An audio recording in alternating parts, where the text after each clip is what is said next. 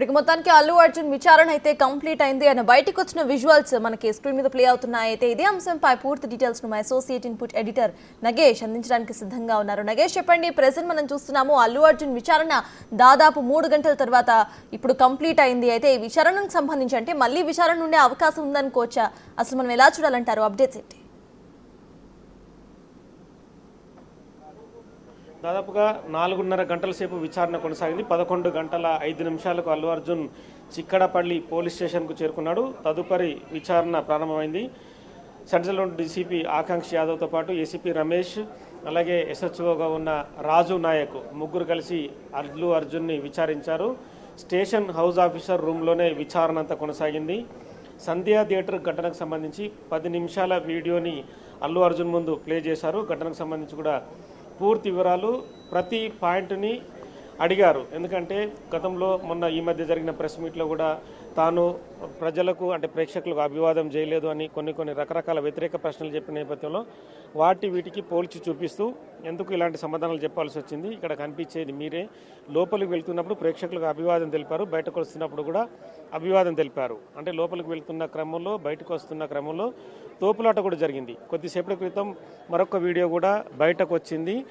వాళ్ళందరూ కూడా ఎవరైతే తోసుకుంటూ గేట్ నుంచి ఒకరి మీద ఒకరు పడుతూ బయటకి వస్తున్న దృశ్యాలు కూడా కనిపిస్తున్నాయి సీసీటీవీలో. అంటే వేల మంది ప్రేక్షకులు కూడా తోసుకుంటూ ఒకరి మీద ఒకరు పడుతూ అంత గందరగోళమైన పరిస్థితులు వస్తున్నారు. ఈ క్రమంలోనే ఆ తోపులాటలో తొక్కిస్తులాటలో రేవతి మహిళ మృతి చెందింది. మీకు స్పాట్లోనే పోలీసులు సమాచారం అందించారన్న విషయాన్ని కూడా అల్లు అర్జున్ని క్వశ్చన్ చేశారు. వాటికి కూడా బయటకు వచ్చాడు అల్లు అర్జున్ మనకు కనిపిస్తుంది. వెహికల్ ముందు పోలీసు వెహికల్ కనిపిస్తుంది. అల్లు అర్జున్కి సంబంధించిన మామ కంచర్ల చంద్రశేఖర్ రెడ్డి, తండ్రి అల్లు అరవింద్, అలాగే బన్నీవాసు, మిగతా వాళ్ళందరూ కూడా ఉన్నారు. మనకు ప్రస్తుతం అయితే గేట్ ఓపెన్ చేశారు. మిగతా పోలీసులంతా కూడా బయటకు వస్తున్నారు. అల్లు అర్జున్ ఇప్పుడు కొద్దిసేపటి తర్వాత ఇంటికి డైరెక్ట్గా జూబ్లీహిల్స్లోని నివాసానికి వెళ్లే అవకాశం కనిపిస్తుంది. మనం చూడొచ్చు వెహికల్స్లో అల్లు అర్జున్ ముందుకు వెళ్తున్నాడు. ఒక బ్లాక్ వెహికల్ వెళ్తుంది, దాని ముందట కూడా ఒక పోలీస్ వెహికల్ మనకు కనిపిస్తుంది. అల్లు అర్జున్ విచారణ దాదాపుగా 4.5 గంటలు జరిగిన నేపథ్యంలో ప్రస్తుతం అయితే అల్లు అర్జున్ భోజనం అయితే లోపల చేయలేదు. కేవలం అల్లు అరవింద్ అలాగే కంచర్ల చంద్రశేఖర్ అని మాత్రమే భోజనం చేశారు. తన ఇంటికి వెళ్ళి భోజనం చేస్తానని చెప్పి పోలీసులకు చెప్పాడు. ప్రస్తుతం అయితే అల్లు అర్జున్ విచారణ ముగిసిన తర్వాత వెహికల్స్ అన్ని సిద్ధం చేశారు. ముందు చూస్తున్న గుడి ముందు ఈ వెహికల్లో బయటకు వెళ్ళిపోతున్న మనం దృశ్యాన్ని చూడవచ్చు. వెల్ఫేర్ వెహికల్లో తను వెళ్ళిపోతున్నారు. మొత్తానికైతే అల్లు అర్జున్ 4.5 గంటల పాటు 41A BNS నోటీస్ కింద విచారణ జరిపారు. భారీ ఎత్తున కూడా ఇక్కడ పోలీసులు అలాగే మీడియా, మిగతా అల్లు అర్జున్కి సంబంధించిన అభిమానులు కూడా అల్లు అర్జున్ చూడాలని తాపత్రయంగా ఇక్కడికి వచ్చారు. కానీ విచారణ ముగిసింది. సుదీర్ఘ విచారణలో రకరకాల ఆన్సర్ని అల్లు అర్జున్ చెప్పారు. అంటే కొన్ని సమయాల్లో కూడా పశ్చాత్తాప పడ్డట్టుగా తెలుస్తుంది. ఎందుకంటే పోలీసులు డైరెక్ట్గా ముఖం మీద అడిగేసరికి వాటికి ఆన్సర్లు కూడా చెప్పలేని పరిస్థితిలో అల్లు అర్జున్ ఉన్నట్టుగా తెలుస్తుంది. ఎందుకంటే డైరెక్ట్గా వీడియో రూపేణా చూపిస్తూ అల్లు అర్జున్ని క్వశ్చన్ చేయడంతో వాటికి ఆన్సర్ చెప్పలేని పరిస్థితి. ఎందుకంటే గతంలో ప్రెస్ మీట్లో మాట్లాడినట్టుగా పోలీసులు ఎక్కడ శాంతి భద్రతలు పాటించలేదు, పోలీసుల వైఫల్యం అని చెప్పుకొచ్చారు. అడ్వకేట్ కూడా అదే విషయాన్ని హైకోర్టులో చెప్పడంతో అతనికి మధ్యంతర బెయిల్ మంజూరైంది. ఈ క్రమంలో డైరెక్ట్గా వీడియో చూపించి ప్రశ్నలు అడగడంతో వాటికి సరైన ఆన్సర్లు మాత్రం అల్లు అర్జున్ చెప్పలేకపోయాడు. తప్పు జరిగిందన్న యాంగిల్ని మాత్రం పోలీసుల ముందు ప్రొజెక్ట్ చేసినట్టుగా తెలుస్తుంది. ఎందుకంటే తప్పు జరిగింది, పశ్చాత్తాపడుతున్నాను, రేవతి కుటుంబాన్ని కూడా ఆదుకునేందుకు రకరకాలుగా తాము ప్రయత్నాలు చేస్తున్నాం.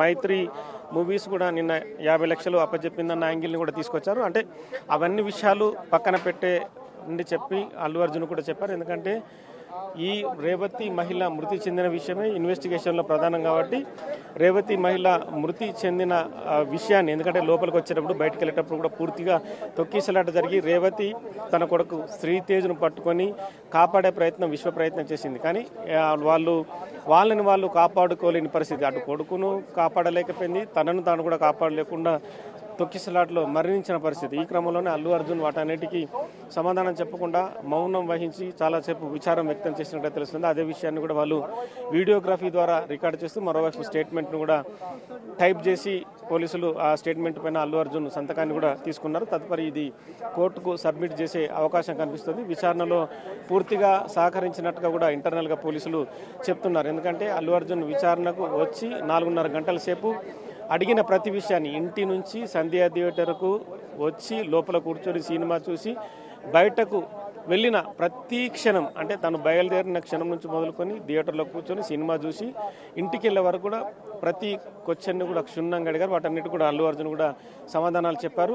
అంటే సావధానంగానే సమాధానాలు చెప్పారు. ఇంతకుముందు కొంత అగ్రెసివ్ మూమెంట్ని ప్రదర్శించారు. కానీ ఇప్పుడు ఎందుకంటే విచారణకు వచ్చిన సమయంలో పోలీసులంతా డైరెక్ట్గానే ఎదురుగా కూర్చుండి అడగడం అనేది ఇక్కడ గమనించదగ్గ విషయం. ఎందుకంటే సినిమాలో చూపించినట్టుగా ఏదో వ్యతిరేక భావం, ఏదో హీరోయిజం చూపించడం అనేది మామూలుగా ఇక్కడ పోలీస్ స్టేషన్లో కుదరని పని. అదంతా అల్లు అర్జున్ అర్థం చేసుకున్నట్టుగా కనిపిస్తుంది. తన తండ్రి అల్లు అరవింద్ మామ కంచర్ల చంద్రశేఖర్ రెడ్డి కూడా అన్ని విషయాలకు సమాధానం చెప్పాలని చెప్పి ముందే చెప్పినట్టుగా సమాచారం. వాళ్ళ అడ్వకేట్ అశోక్ రెడ్డి కూడా పక్కనే కూర్చున్నాడు. వాటన్నిటికి కూడా అశోక్ రెడ్డి కూడా కొన్నింటికి సమాధానం చెప్పలేకపోయేసరికి వాటికి మళ్ళీ అల్లు అర్జున్కు చెప్పించి సమాధానం చెప్పించినట్టుగా తెలుస్తుంది. అంటే అశోక్ రెడ్డి కూడా ఈ వ్యవహారంలో తప్పు జరిగినందుకు కూడా ఖచ్చితంగా పశ్చాత్తాపడుతున్నాం. ఈ వ్యవహారంలో తాము శిక్షార్హులం అయినాం కాబట్టి జైలు కూడా వెళ్ళొచ్చాడనే యాంగిల్ కూడా పోలీసుల ముందు చెప్పినట్టుగా తెలుస్తుంది.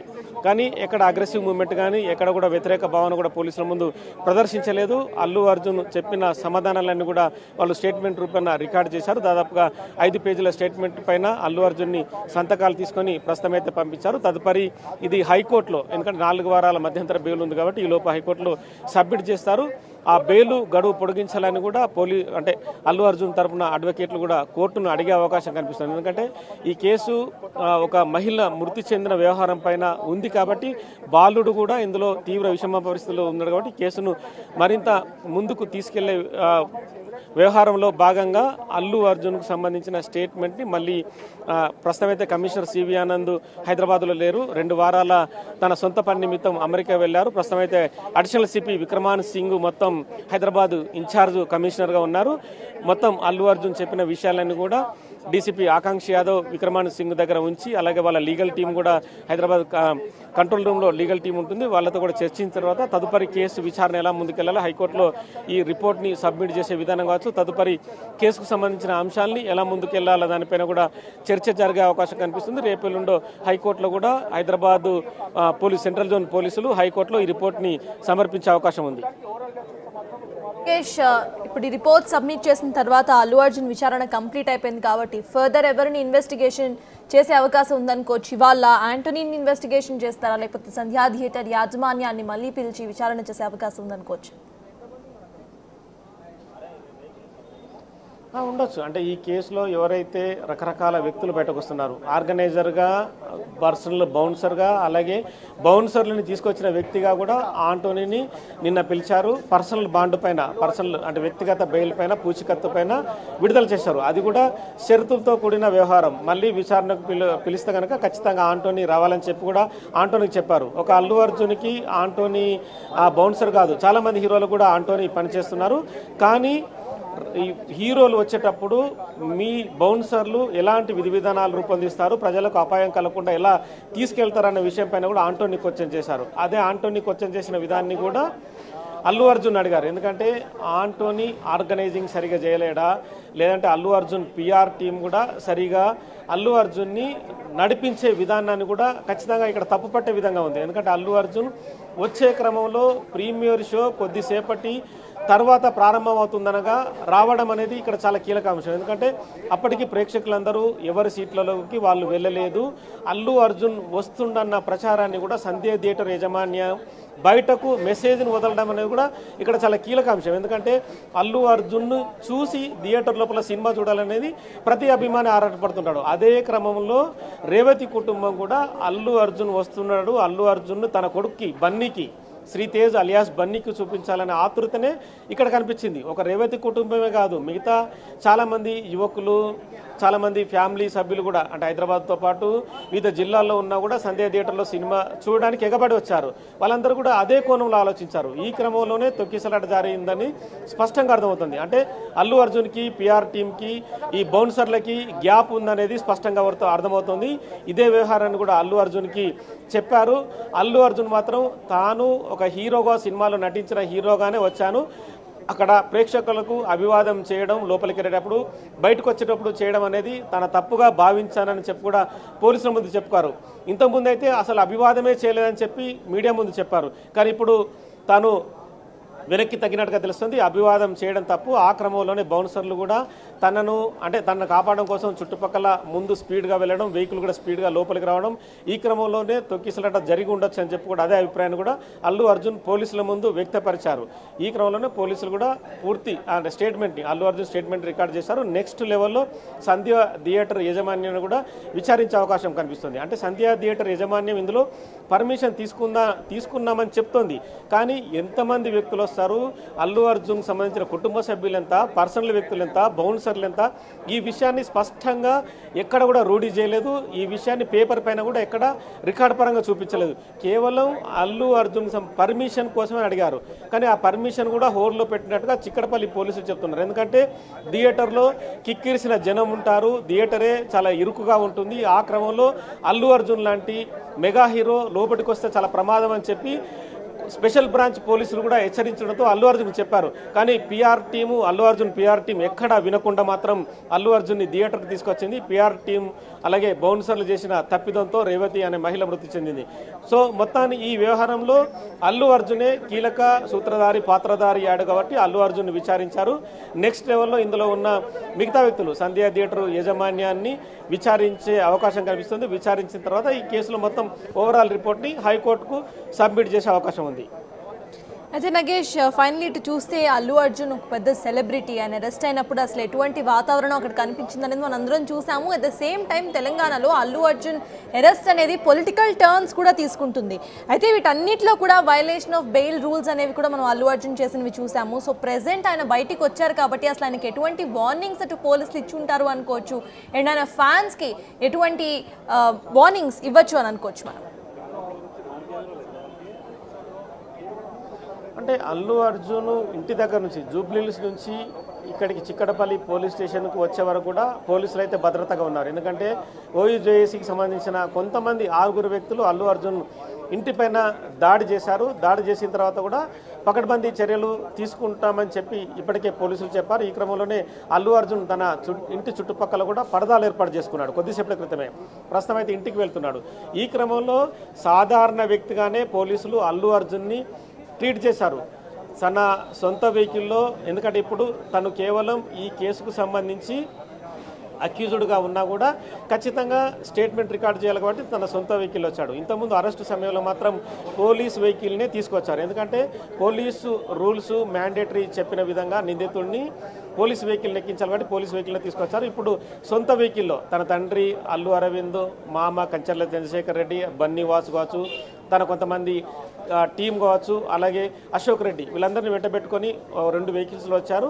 ఆ 2 వెహికల్స్తో పాటు మరో 2 పోలీస్ వెహికల్స్ కూడా ప్రస్తుతం చిక్కడపల్లి నుంచి బయలుదేరారు.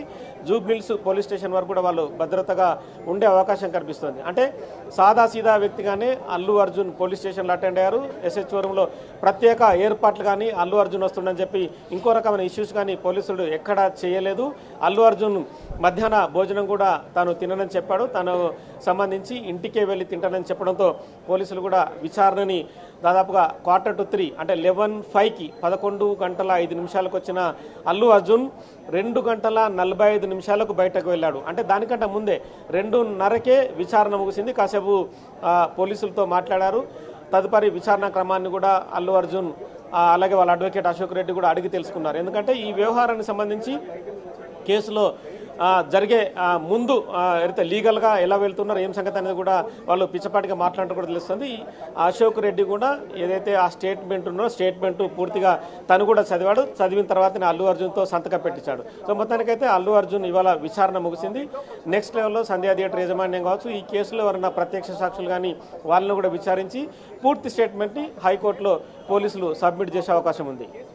నగేష్, సీన్ రీకన్స్ట్రక్షన్ కూడా చేస్తారు అని వినిపిస్తుంది కాబట్టి ఇటు సీన్ రీకన్స్ట్రక్షన్ చేయడానికి ముందుగానే సంధ్యా థియేటర్ యాజమాన్యానికి నోటీసులు ఇచ్చే అవకాశం ఉందనుకోవచ్చా? ఈ సీన్ రీకన్స్ట్రక్షన్ ప్రక్రియ అసలు ఎప్పుడు జరిగే అవకాశం ఉందనుకోవచ్చు మనం? సీన్ రీకన్స్ట్రక్షన్ చేయాలంటే కనుక ఖచ్చితంగా పోలీసులు నైట్లోనే ఏదైతే ఘటన జరిగింది కూడా రాత్రి సమయంలోనే అదే సమయంలో కూడా సీన్ రీకన్స్ట్రక్షన్ చేయాల్సి ఉంటుంది. ఎందుకంటే లోపల నుంచి బయట నుంచి లోపలికి వెళ్ళే సమయంలో వేల మంది ప్రేక్షకులు ఉన్నారనేది కూడా అక్కడ వీడియోలో కనిపిస్తుంది. తొక్కిసలాట జరిగింది కూడా కింది గేట్లోనే, గేటు కూడా విరిగిపోయింది. ఈ క్రమంలో ఇలా సీన్ రీకన్స్ట్రక్షన్ చేస్తారని చెప్పి కూడా ప్రచారం జరిగింది. చేయాలని కూడా పోలీసులు మొదట భావించారు. ఇప్పటికి కూడా పుష్ప 2 సినిమా కూడా ప్రదర్శన సంధ్యా థియేటర్లో కొనసాగుతుంది. ఈ సమయంలో సీన్ రీకన్స్ట్రక్షన్ చేయడం అనేది భావ్యం కాదని చెప్పి పోలీసులు భావించారు. అందుకే అల్లు అర్జున్ని ఇంటికి పంపించి వేశారు. తదుపరి పోలీసులు ఫోరెన్సిక్ నిపుణులను పిలిపించి సీన్ రీకన్స్ట్రక్షన్ అడుగడుగు కూడా ఏంటంటే రేవతి చనిపోయిన ప్లేస్లో ఒక మ్యాప్ని గీయడం కావచ్చు, శ్రీతేజ్ కూడా పడిపోయిన ప్లేస్లో కూడా ఒక మ్యాప్ను గీసి అది ఎంత మేర అక్కడ తొక్కిసలాట జరిగింది, తొక్కిసలాటకు గురైన విధానం కూడా ఒక మ్యాప్ ద్వారా వాళ్ళు విశ్లేషించే అవకాశం కనిపిస్తుంది. వాళ్ళు కొంతమంది వ్యక్తుల్ని పోలీసుల్ని పెట్టుకొని కూడా అంటే ఫోరెన్సిక్ అంటే సైంటిఫిక్గానే సీన్ రీకన్స్ట్రక్షన్ చేసే అవకాశం కనిపిస్తుంది. కానీ బయట మీడియాకు కానీ మిగతా వ్యక్తులకు కానీ ఎవరికి సమాచారం ఇవ్వకుండా ఇవాళ రాత్రో రేపు నైటో కానీ సీన్ రీకన్స్ట్రక్షన్ కూడా ఈ రిపోర్ట్తో పాటు సబ్మిట్ చేయడానికైతే అవకాశాలు ఉన్నాయి. Right, thank you Nagesh.